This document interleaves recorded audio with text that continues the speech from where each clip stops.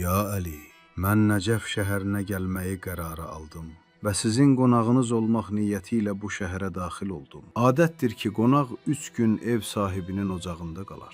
Lakin mən istəyirəm ömrümün qalan hissəsini bu şəhərdə keçirəm.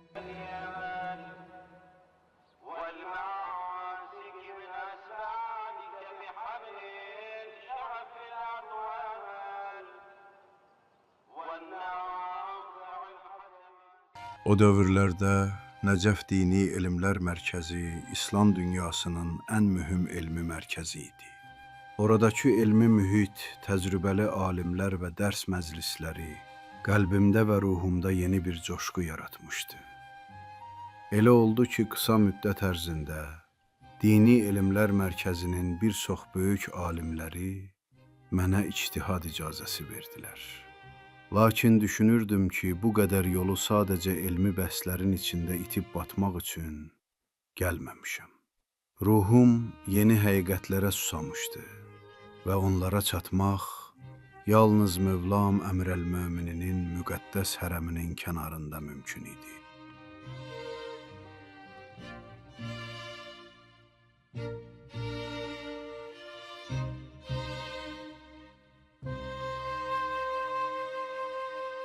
Nəcəf hövzəsinin uçsuz bucaqsız bu dəryası içərisində Tale Seyid Əli Qazi üçün fərqli bir yol müəyyən etmişdi.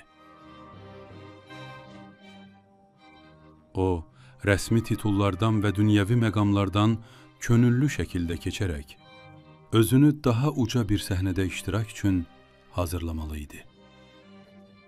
Seyid Əli Qazi yaxın gələcəkdə dövrünün fəqihləri üçün pənah və istinad mənbəyinə çevriləcək, sözlə ifadə olunması mümkün olmayan bir məqama yüksələcəkdi.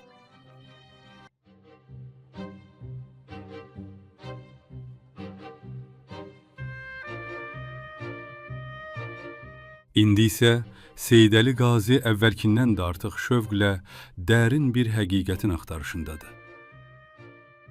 Həqiqət axtarışının ardınca hər yerə üst tutur. Mərifət vasitələrinin hüzurunda iştirak edir.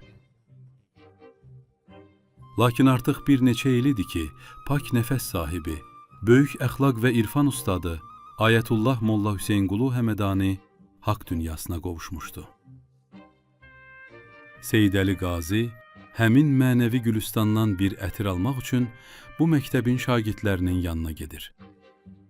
Və bir neçə ili Ağa Seyid Əhməd Kərbəlayinin yanında keçilərək bu tanışlıqdan dərin hikmətlər əldə edir.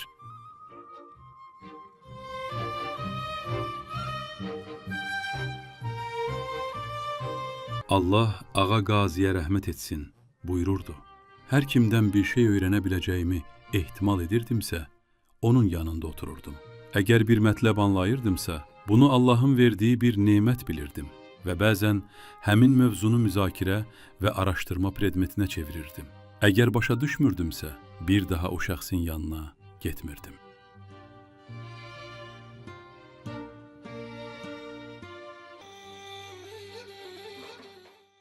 Cənab Seyid Əli Qazi, həqiqi istək və bu yolda göstərdiyi səbat nəticəsində Allah Taala'nın lütfi ilə elə bir dərk mərhələsinə çatdı ki, artıq bu sir evinin ətrafında təvaf etmirdi.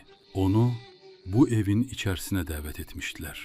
Yəni onu xəyal aləmindən çıxarıb, xəyal aləminin fövqünə doğru seyr etdirdilər.